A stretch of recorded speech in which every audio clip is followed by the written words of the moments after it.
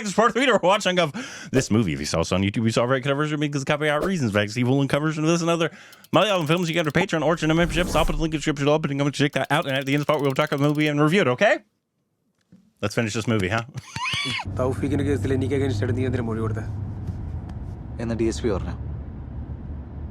Robbie, നീ ഒരു വക്കീലല്ലേ? കണ്ട പോലീസുകാരൊക്കെ പറയുന്നത് ചുമ്മാ. ഞാനൊരു വക്കീലായോണ്ട് തന്നെ കോളേജ് പിള്ളേരുടെ കേസ് നീട്ടുന്നതിന്റെ പകുതി എനിക്ക് വേണം. 2.5 കോടി രൂപ വരും. തന്നില്ലെങ്കിൽ ഒരു ഷെയർ തരാം. എത്ര? 1/3. 1/3. ഓക്കെ. ഈ ലോകത്തിലെ 2 തരം ആളുകളേ ഉള്ളൂ, ചൂഷണം ചെയ്യുന്നവരും ചൂഷണം ചെയ്യപ്പെടുന്നവരും. ഇതിൽ ആദ്യത്തെ കാറ്റഗറി ആവാൻ നീ ശ്രമിക്കണ്ട, നിന്നെ കൊണ്ടതാവില്ല.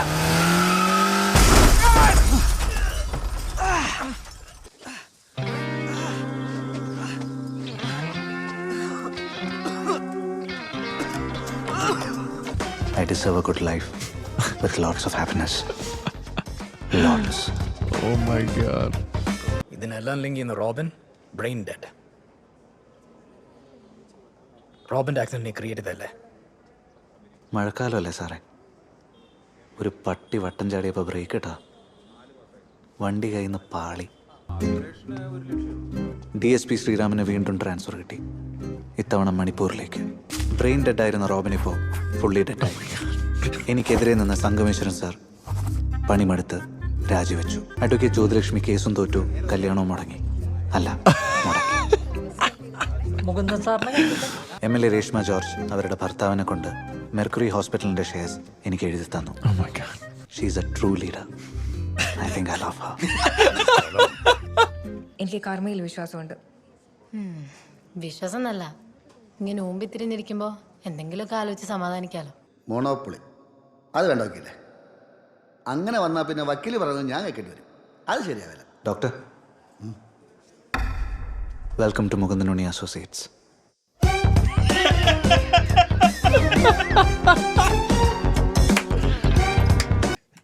What a fantastic movie. Everything just ended well for the bro. Oh my god. He got everything he wanted in the end. He got everything. Like, it wasn't like, oh, he learned his lesson. No. It's like, no, it all worked out. Exactly as he wanted it. All crime worked out. pays. Yeah. What a haunting and harrowing lesson for the people of India, that if you do everything wrong, everything will pay off. Is that the message? You just have to kill maybe 5 or 6 people along the way. Yeah, just a couple.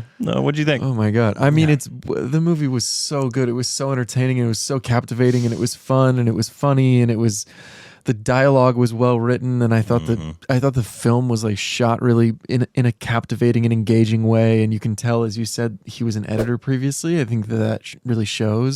Yeah, it's apparently getting a sequel. Oh my god, it absolutely deserves a sequel. Yeah, this was his directorial debut. That's amazing. Which is wild. That was a phenomenal directorial debut. It happens so much. Like, kudos. You don't see that very much in Hollywood anymore in terms of like big movies that get theatrical releases. Just first time directorial debut. Yeah. You don't typically see that. It's usually you come up in the film circuit or stuff like that. It happens all the time in India. Well, that's nice that they're giving people a chance to, like, you know, it go out and do something. Yeah, I wish it was more prevalent here. Funny enough, one of the best parts of the movie when I first saw it was obviously the voiceover. Yeah, that wasn't in the original cut. Really? It was in post that they decided that because there was no dialogue, voiceover dialogue. Okay, none. They didn't plan on that while filming. Wow, that would be so much blank space in the film. Yeah, so it was a lot. I think it was might have been going more for Nightcrawler's feel. Okay. So, like, obviously that one was just a lot more serious, a lot more dramatic, a lot darker. Yes, very dark.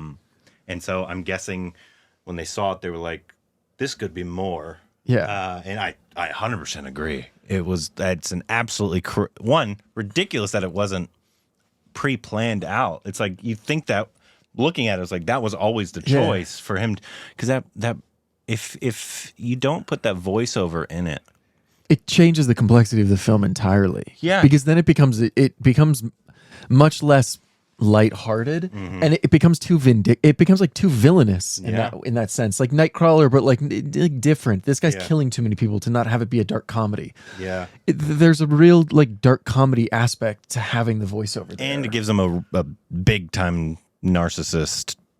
He's the main character in his entire life. Absolutely. And it makes him more captivating as a character to watch because you just like you get the hilarity of this person taking himself so seriously. Yeah. It's absolutely wild to me when I figured out that it wasn't initially planned. No, brilliant choice. And it doesn't always work, I feel like. Like voiceover doesn't always work. No, definitely a lot of times not. it's like way too exposition-y, and it's like you could have just shown me this. Absolutely. You didn't have to tell me all of this that was going to happen. But it really worked in this way because you see the way he sees it all, because it's not the way that any of us obviously would see it, which is, it's so special in that like the language that was used was really beautiful. Again, you know, I don't speak Malayalam, so like we're just going off the English translations here, but like as far as the English translations, fantastic word choices. If it's direct one-to-one wording, it's brilliant. It's so funny. I don't know if it has the same comedic humor that it carries in Malayalam as it does for us. it does. It's probably more. Fantastic. Then it's so brilliant. I mean, it's brilliant. Yeah, and what I've learned. What did it win? I don't know. Might have won a national award. South Indian International Movie Award. Best performance in a negative role. They have that specification. Oh my God, I love it. Because I told you in India for the longest time, the lead. He's not the lead. He's the hero. Yeah. Even if it's not like a superhero movie. Yeah. The lead is the hero of the movie. You have to be all good. Yes. And so they have awards specifically for negative roles.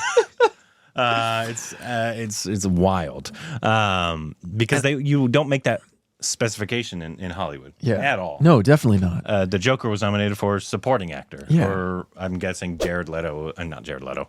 Oh, you really love Jared Leto's The Joker performance? No. The Joaquin smile. Phoenix was nominated for the lead. Not absolutely. negative character.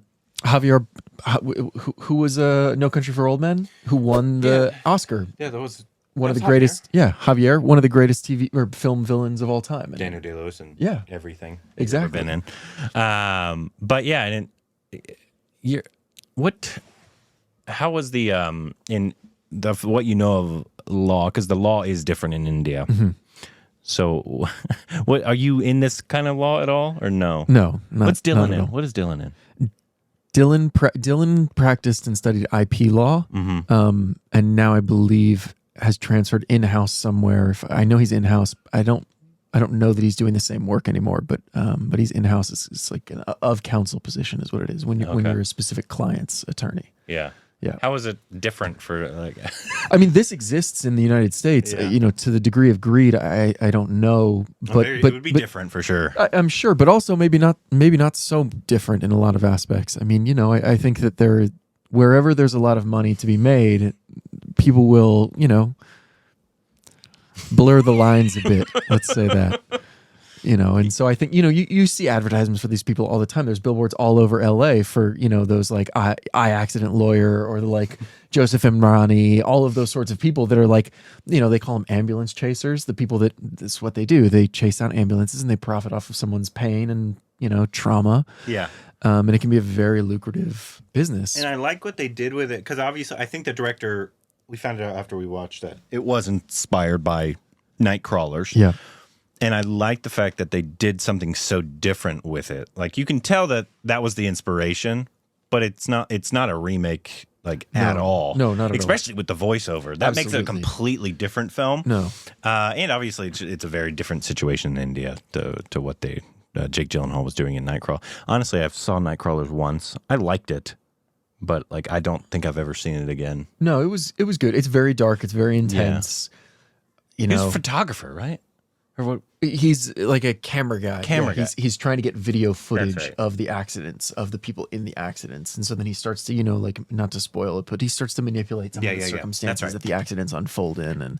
But this, for a while, I didn't know if this was going to go in a drive direction where all of a sudden this guy's going to have a more traditional American hero's journey where is he bad, is he good, we don't really know, but this was just one note the whole way, stays ultra villainous throughout, but it needed the humor of the voiceovers to make it palatable. It needed that because it takes so much like tension and release. There's so much of that dynamic happening as an audience member and as a viewer that like you need that release to consistently happen. Otherwise it's too tense. It feels too jarring to watch, especially if culturally, you know, there are no anti-heroes. It's more just you're always the hero, right? Like this to just be so villainous, I would imagine would be like so just like, oh my God, clutching pearls. Just like, oh God, I can't watch this. But it you have so much levity through his voiceovers and through his manipulation of the circumstances and everything. And it makes like it's like what is like a really, really dark story. Like so it's like it felt like breezy.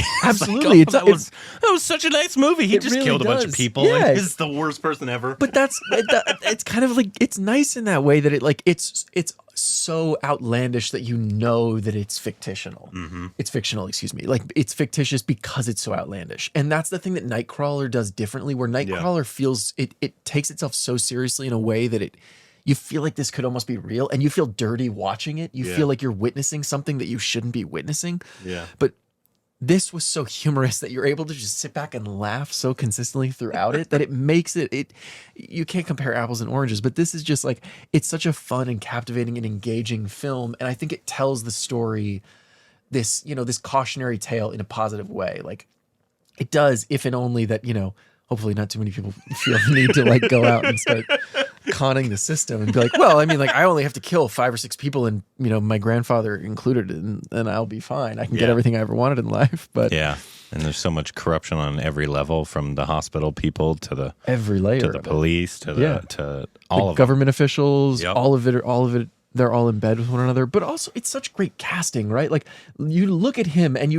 there's nothing villainous about him. Yeah. He's his features are so soft and gentle that it really is perfect casting, because when you look at so many other, you know, like true villainous one-note villains in American cinema, often, you know, Javier Bardem is great in that he doesn't look in No Country. That haircut really dulls it out, where he doesn't look so aggressive. But like when you look at Nightcrawler, Jake looks like, I remember hearing him talk in an interview at once, you know, Jake Gyllenhaal mentioned that he wanted to be like a coyote. So he lost a bunch of weight and his face looks really sunken and he looks really like malnourished and aggressive. Yeah. In a way that this guy doesn't in the slightest. Yeah. If they did a Hollywood adaptation, I actually really love the casting of John he might be too old, maybe. Yeah. So that might throw a wrench in it. But it might a little. They have very similar, like he has a nice face, but like he has like a resting, like one of the things that was so funny without them saying anything was the shot choices that they said. Yes. The really close up lens shots at kind of an angle, and it's just like shot from over his head where his forehead just looks even bigger. Yeah. And his face somehow looks rounder. I mean, it's brilliant. The composer was Sibi, and yes. Yeah, what'd you think about the score? Absolutely phenomenal score. Thank you for bringing that back up. I thought every bit of the movie was scored beautifully. I thought the sounds were great. The tones were beautifully ominous while still being like not so serious. Like they're still like they played into the role of the movie beautifully, and the songs were great. I thought the songs were beautiful. Yeah, I do love, and it's kind of I think it's more popular nowadays. I think Deadpool did it as well in terms of like something terrible's happening, but you're putting this happy music behind it. It's a lot more popular now than I feel like it used to be, because it's just something funny you can do that you're like, that music shouldn't be there. Yes. That's silly. Yes. But I like that they did that. And it's great. The cinematographer is I can't even say that name. No, the cinematographer was the cinematographer of this movie. I know that. What were you going to say? And it was great. The last thing I was going to say about the composing was just that I think that it plays back to that tension and release of like not trying to make the movie too villainous and really keeping it a little more lighthearted. And the music really accompanied that beautifully, as did the cinematography. The shot choices, the shot reverse shots were really great, where, you know, there's the one that comes to mind is the one where he's like, shit, he's too good.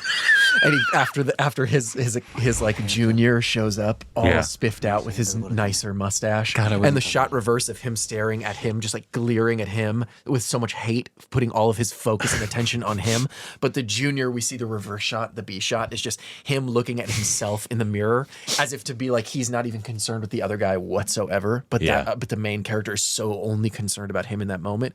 It's just beautiful, and it's great choices, and they're done smart. It's very smart. This movie, you can tell these people are smart who made this movie. Yeah. Because they thought it through. It's not. I mean, I would love to see the pre-voiceover version just to see what the film.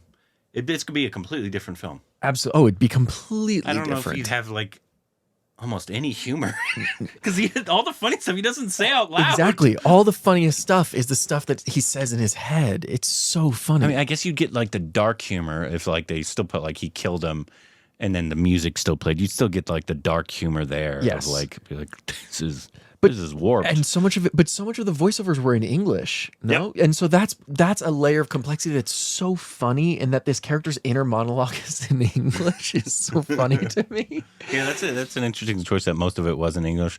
Most Indians speak multiple languages. Yeah. It's usually their mher tongue. Most people and English. in the world speak. Outside of America. We are the arrogant folk who only seem to want everyone to speak English. What a joke. I also really enjoyed his performance. Everybody's performance, but the main two girls. Yes, I thought they were wonderful. He's a pretty big. He's not like a huge star, but he's a big Malayalam actor. Yes, did a good job. But because he's so different, like that doesn't even. Oh my God, he looks like so cool, and that mustache really nothing like it does it. Wow, the mustache really did it. Wow, that looks IMDb photo is what we're looking at. His IMDb photo looks absolutely nothing like the character. I would have never thought that this was the actor. No, never. It's those dumb serial killer glasses, the like 70s oversized aviator, like creepy sunglasses, and the mustache did it for him. And he looks a little lighter there, a little more fit there. Yeah, and if you give this to a different actor, it could be. It could not work entirely because you can't play the shtick at all. But if he didn't look as kind of almost silly at times, like his face was just like, you look kind of silly. You don't look like a serial killer. No. You just look like a silly little guy. That's the thing is like when you look at him, he's so unserious as a serial killer or as a killer or as this vindictive, villainously, like hedonistically selfishly motivated character. Yeah, he doesn't look like that. No, which plays again into the tension of it's such great casting that like the other guy Suraj looks so much like he looks like villainous. Like even his IMDb picture, like he just looks like a caricature of a villain. Like he has that big white, bright smile with this mustache, and he just looks like he's up to no good. So many of the characters in this movie look like the people, the actors themselves look like they're up to no good. The main actor does not look like that at rest. He just looks like a normal guy. He's just like we have an expression in America, jag. I don't know, just a guy. He looks like a jag. Like he's like just a guy. Yeah, that's. Yeah, if we were doing like an American, you'd have to find somebody that has that same quality. Yeah, and you have to believe them that they actually could do those things, but they also have to be likable enough that you carry on the journey with them and you never start to really hate them because you never find yourself hating him. You find yourself laughing at how stupid and like how hilarious this stuff is. So it would be a really interesting, like, I don't know, in the back of my head for some reason I keep going to Marshall from How I Met Your Mother. Oh, really? Yeah, and it's not that he'd be good in this, I don't think. It'd just be an interesting because he's like he doesn't look like somebody at all. He's kind of doughy. He has a similar obviously he's so whip funny. Yeah, that could be an interesting choice. I think he's too big though. And he might be too old. I mean, he looks like he could be 40, obviously, and he's saying that he's what, 27, 30 or whatever. And so I guess it could be somebody that could play 40-ish. Yeah, he definitely a bit old. Need to be a little younger, but yeah, I don't know who would American actor would be good here because it's who do you think? Yeah, no, that would be a good one. You just need somebody like that's so unassuming in that role, but could. I mean, you mentioned Severance. Adam Scott would be great in something like this. Yeah, I think when. I need to see. My head is him in Severance right now. Yeah. And he's like really weathered in the second season of Severance. Okay. I have seen none of Severance. And so like, if I'm thinking of like him with a mustache in like Parks and Rec, yeah, that would absolutely work. Cause he kind of does have a nice innocent face. Yeah. He does. You need that's exactly it. Yeah. You need an innocence to you at rest that makes it just like it adds to the tension of the hilarity of this whole Like you couldn't have Mads in this. no, God, no. God. Too literal. Much too literal. That would be funny. Oh my God. That would be funny. Which I think that's also, you know, like that's why like Jake Gyllenhaal worked in Nightcrawler. It's why Ryan Gosling worked in Drive. It's where like you get a little of the tension from these characters that like it's where Javier at rest, if you give him a different haircut, he looks too villainous. It's too easy to buy him as, of course, we're talking about No Country for Old Men, Javier Bardem, and he has that like stupid, like bad wig haircut. And he did it on purpose because he wanted to look so embarrassingly funny that people would laugh at him. And it's like, that's what that character needed, because otherwise you take him too seriously. He's too villainous. It's too one note. It's too literal. If I liked him and I thought he was a better actor, Timothée Chalamet. No, man, no, because he's not soft enough. He's too angular. He's too aggressive looking in the face. That's because he wants to be. Like, I feel like his natural face is like Leo. He looks like a little tiny baby boy. Leo would be actually pretty good in this because Not now, Leo. No. You have to wind the clock back. No, but like, think he's too old now. Okay, he's too old now. Yes, but think what we've seen now out of like second career arc Leo of the comedy that he's been able to bring out, the like dark comedy through the Quentin movies that we didn't always see from Leo. And if you imbue younger Leo, you know, like Blood Diamond era Leo, that Leo that's a little softer looking. Because he was never like, at that point he had gained a little weight, so his face was a little softer. He wasn't as like classically handsome as like a Matt Damon or somebody. Yeah. He was a little more like, you know, anti-hero looking. Yeah. But he has so much inner comedy in it. But he also he can go so dark in such a real way that he would be interesting here. I know me. That's my go-to. Just cast Corbin. Just me and Doug. I'll be Siraj. With your blessing, of course. Give me the rights. I'll haunt you in hallucinations. I'll be even dull in your hallucinations. That was such an interesting choice as well. Like, so good. Just like I'm having hallucinations of the guy I just killed, and he's helping me or helping me. And it's just so many interesting choices. That was my idea. You're going to take the sleeping pills? That was my idea. He's even dull in his hallucinations. There's only one choice now: suicide. And then he just like, I'm gonna kill everybody in the bus now. I love when that little like cut up like animation of him in heaven, and he's like, "Is this it? I have died." And he goes, "No, this is not the end. You think you will die so quickly? He's like, is it? I'm not back to Earth." Yeah, like so many interesting choices. Like the, it really the hallucination, the animation that they decided to go with. You could see, like, I'm wondering, there's a lot of, was the animation thought of before, or was it like in post as well? Added in post. I wonder how much of the I'd be fascinated to watch more interviews with this director and get under, you know, if he's disclosed how much has been disclosed about the making of this film, because, you know, there's so much here. There's so many layers here that I would just love to know if it was all done in pre-production or if this was a lot of it done in post. Yeah. There's also like a palpable oh god, what's the movie, like the action movie, Everything Everywhere? No, older but very in a very similar vein. It's Michael Cera. Yeah, you know what which one I'm talking the comic about. book? Yeah, exactly. There's a very similar sensibility on a very like low grade, right? Like if you took like a volume amp and like turned it from 10 down to like 3 or 4. But there's a similar sensibility here to that director's work. Yeah.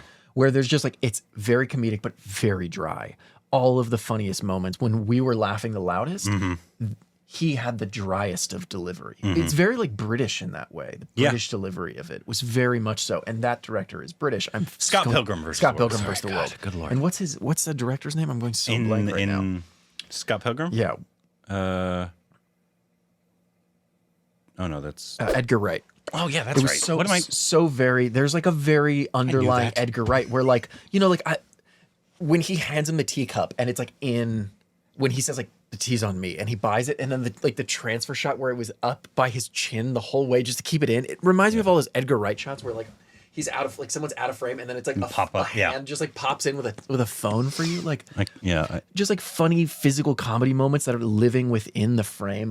I like to call that ADHD cinema. Yeah, because I I think actually I have this theory that most artists are ADHD in some way Yeah. because it's just I feel like in the nature, and the hyperfixation of it and everything like that. But like especially with cinema, the unique cinema is just something unique and different needs to be happening on screen right now. Absolutely. I don't want to do the same thing that everybody's everything everywhere all at once is like peak neurodivergent cinema.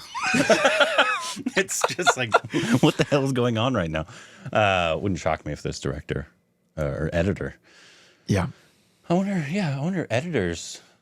His work as an editor previously, I wonder how much much involved he. I mean, because he's a co-editor. I just noticed that right there. I guarantee. So yeah, he definitely had a lot. Of hands all over it. He had it. Like, he was probably the main one. Yeah. I can't imagine if you were an editor and then you became a director and you're like, no, somebody else is going to edit my movie. Oh my God. No. Anyways, glad you enjoyed it, man. Oh, it was so good. Thank you. Such good cinema. It was. I like this. Like this a lot. Anyways, let us know what you thought about the movie. If you like it, if you didn't like it, what your thoughts on it are. What should be our next movie with Douglas here? Please let me know. Let him know. Yeah. And anything else we need to know down below? If you don't like it though, just like keep your opinions to yourself because this movie was great and you're probably wrong. And so On to the next watch along. no, all opinions are valid. No, they're not.